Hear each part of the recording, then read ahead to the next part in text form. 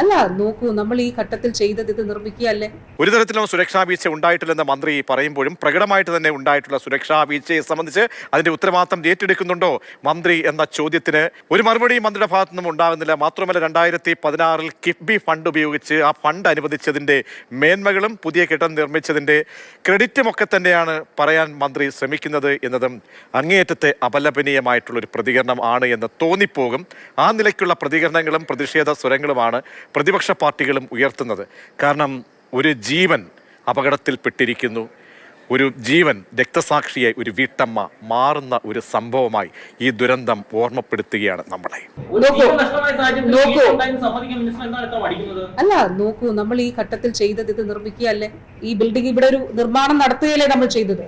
ആ നിർമ്മാണം സംസ്ഥാനത്തെ ഏറ്റവും പ്രധാനപ്പെട്ട ആലയമാണ്. അവിടെ ഇത്ര പഴക്കമുള്ള ഒരു കെട്ടിടം നിലനിൽക്കുന്നു എന്നുള്ളതാണ് ഏറ്റവും വലിയ വീഴ്ച. അവിടെ ആ രോഗികൾ പോകുന്നു, ആ കെട്ടിടം തകർന്നു, ഒരാൾ മരിച്ചു. അതിന്റെ ഉത്തരവാദിത്തം മിനിസ്റ്റർ ഏറ്റെടുക്കേണ്ടതല്ലേ?